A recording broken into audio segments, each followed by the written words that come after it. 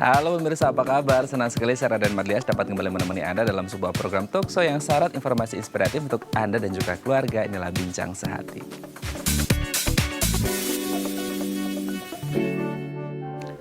Ya pemirsa, dampak dari pandemi COVID-19 kali ini berdampak pada semua kalangan seperti itu ya. Salah satunya adalah karyawan yang bekerja di sebuah perusahaan. The worst skenario-nya mereka harus mengalami yang namanya pemutusan hubungan kerja alias PHK. Nah ini akan semakin berat kalau mereka ini berperan sebagai tulang punggung keluarga. Mereka ini harus berpikir keras gitu ya untuk tetap memberikan nafkah untuk keluarganya. Nah salah satu yang bisa dilakukan adalah dengan membuka usaha atau menjadi wirausahawan.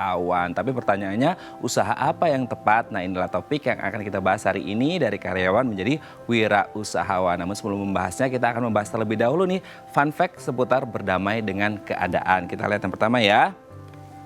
Tidak mengeluh. Nah, apapun ujian yang kita hadapi saat ini, seberat apapun ujian yang kita terima saat ini, jangan pernah mengeluh seperti itu ya. Meskipun pada akhirnya kita mengalami yang namanya PHK, percayalah bahwa Tuhan sedang mempersiapkan skenario terbaik untuk kehidupan kita. Mungkin hari ini kita bersedih, esok hari kita bisa bahagia gitu ya. Yang kedua, kita lihat bersabar. Nah, ada istilah katanya, orang yang sabar itu disayang sama Tuhan, seperti itu. Nah percayalah bahwasanya orang-orang yang sabar ini, dengan kita sabar gitu ya, kita bisa lebih positif lagi, aura kita lebih positif, kita bisa positive thinking, sehingga semuanya bisa berjalan dengan lancar seperti itu ya. Meskipun kita harus PHK, kita harus bersabar supaya ide-ide kreatif itu muncul gitu ya, apalagi untuk buka usaha. Next. Mengontrol emosi. Nah memang di zaman pandemi ini semua orang pasti akan merasa yang namanya emosi gitu ya. Entah karena pekerjaan, working pressure, social pressure, dan yang terutama adalah financial pressure seperti itu. Nah jadi kalau bisa kita harus pintar-pintar dan bijak-bijak mengontrol emosi kita supaya tidak meluap-luap gitu ya. Karena semua orang juga sekarang ini emosinya lagi diaduk-aduk seperti itu ya. Jadi kita harus mengontrol emosi dengan berdamai pada keadaan. Next.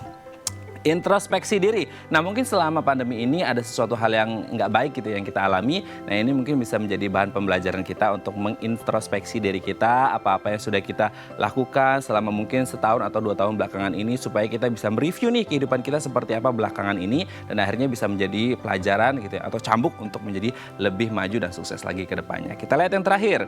Bersyukur. Nah ini yang namanya kita harus grateful, bersyukur dengan apa-apa yang sudah diberikan oleh Tuhan kepada kita. Meskipun mungkin hari ini kita agak berat gitu ya kondisinya, baik dari finansial, ekonomi, kesehatan dan lain sebagainya, tapi percayalah bahwasanya dengan kita bersyukur itu nikmat kita akan ditambah oleh Tuhan. Oke, itu dia tadi 5 fun fact berdamai dengan keadaan, dan kami akan membahasnya sesaat lagi. Tetap bersama kami di Bincang Sehati.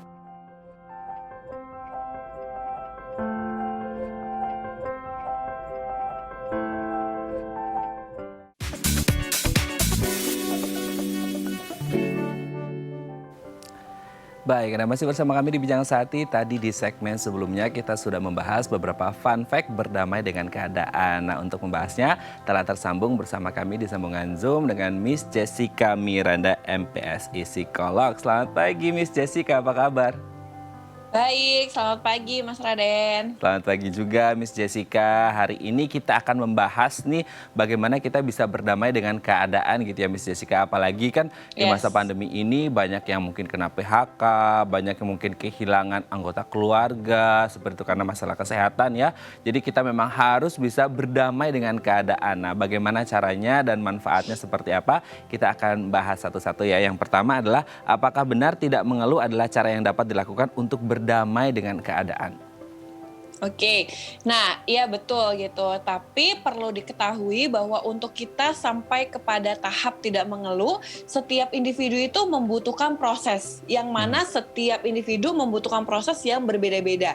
Jadi mungkin ketika kita awal pandemi, ada yang berpikir bahwa masa sih kita harus di rumah aja gitu. Emang kita ngaruh ya pakai masker gitu. Jadi timbul satu pertanyaan-pertanyaan ke dalam diri kita gitu. Lalu kita juga mungkin berpikir, aduh bosen nih di rumah aja, tidak bisa nongkrong bersama dengan teman-teman seperti itu. Nah sampai kepada akhirnya, oh kayaknya nih muncul ide-ide kreatif gitu ya, ide-ide aktivitas, kegiatan seperti yuk kita coba yuk masak-masakan yang memang lagi hits di era zaman sekarang ini, seperti dalgona coffee yang beberapa waktu yang lalu seperti itu. Lalu juga yuk kita untuk nonton secara maraton dan lain sebagainya gitu. Jadi memang bagaimana dengan keadaan seperti ini tidak mengeluh itu dimulai dari menerima sepenuhnya kondisi yang ada. Seperti itu Mas Raden. Oke, menerima sepenuhnya kondisi yang ada gitu ya. Oke, kita lanjut ke yang kedua nih Miss Jessica. Apakah benar bersabar adalah cara yang dapat dilakukan untuk berdamai dengan keadaan? Oke, bersabar adalah salah satu memang respon yang penting yang diperlukan di dalam kondisi pandemi seperti ini. Namun perlu dicatat dengan baik bahwa bukan berarti respon bersabar membuat kita menjadi pribadi yang pasif gitu ya. Artinya kita tidak melakukan upaya pencegahan gitu ya, tidak mengisi keseharian kita hanya bersabar aja gitu dengan keadaan gitu ya. Tanpa adanya kita memberikan rencana, kita membuat satu tujuan gitu. Namun sebaliknya, justru respon bersabar itu membuat kita menerima kondisi ini dan seharusnya membawa kita mempunyai begitu banyak alternatif ide kegiatan atau aktivitas yang dapat dilakukan walaupun di rumah aja. Oke, walaupun di rumah aja ya. Oke, kita lanjut ke yang ketiga nih Miss Jessica. Apakah benar mengontrol emosi adalah cara yang dapat dilakukan untuk berdamai dengan keadaan? Mengontrol emosi. Yes, emosi itu kan sebetulnya sifatnya netral gitu ya. Jadi agar kita bisa mengontrol atau mengelola emosi dengan baik, kita perlu tahu nih, artinya bukan berarti kita memendam emosi yang kita rasakan gitu. Tapi ingat, kita bisa mengeluarkan emosi gitu. Nah, itulah artinya mengelola emosi dan mengontrol emosi dengan baik. Kita akan mengeluarkan emosi yang kita rasakan, namun memang di waktu yang tepat dan di tempat yang tepat gitu. Karena kalau kita suka memendam emosi itu malah menyakiti diri kita sendiri dan makin lama akan menjadi bom waktu. Nah, itu membuat kita menjadi lebih mudah marah, lalu lebih mudah tersinggung seperti itu. Nah, mungkin saya kasih beberapa tips boleh ya Mas Raden ya, untuk kita bisa mengelola emosi dengan baik. Itu ada 4. Nah, yang pertama teman-teman gitu ya di rumah bisa lakukan, kita bisa mulai dari terbiasa untuk mengenali dan menamai emosi yang kita rasakan gitu ya. Jadi dari hari ke hari kita mencoba untuk mengenali, kita self awareness gitu ya sama diri kita sendiri. Yang kedua, positif self talk sama diri sendiri.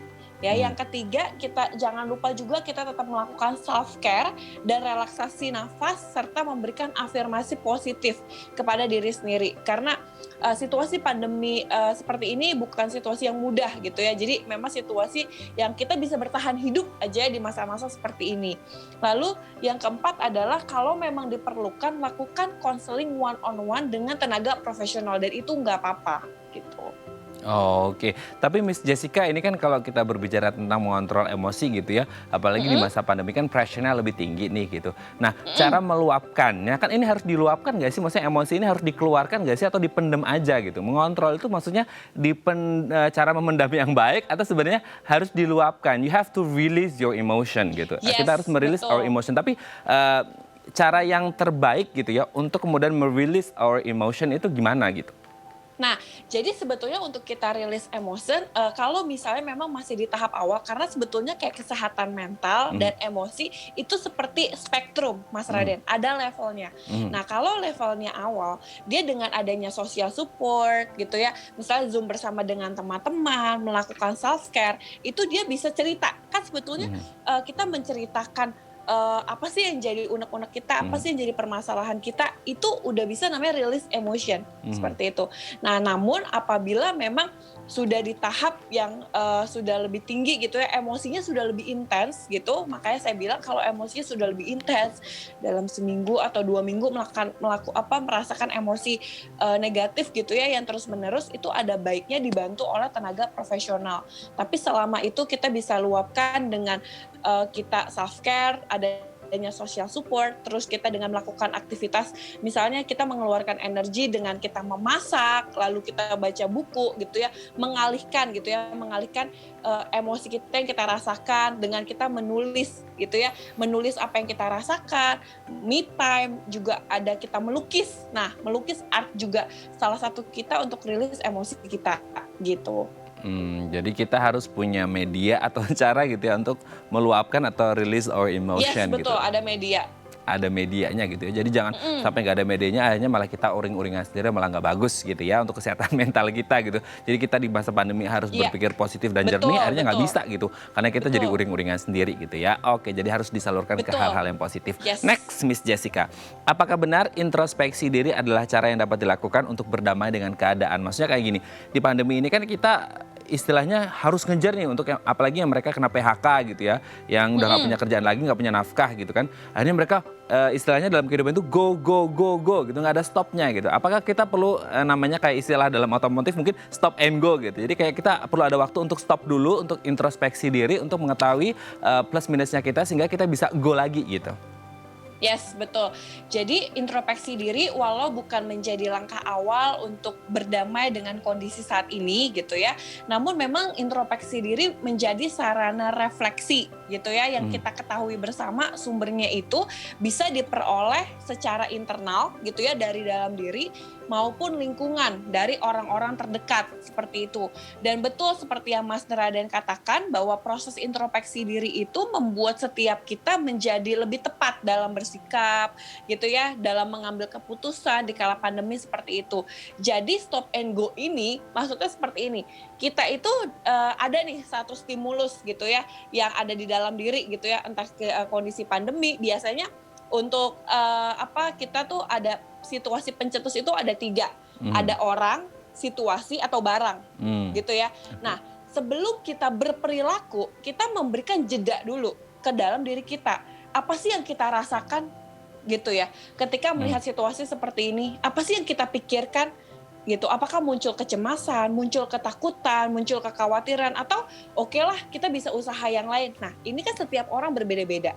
Nah, dengan diberikan jeda, akhirnya orang-orang tersebut gitu ya bisa berperilaku sesuai dengan tepat gitu loh, yang tepat karena dia sudah berpikir lebih dulu sebelum dia mengambil keputusan, mengambil satu tindakan seperti itu. Dan biasanya memang untuk memilih respon itu ketika kita memberikan jeda itu menentukan gitu ya seberapa besar kita bisa bertumbuh dan terbebas dari masalah seperti ini gitu.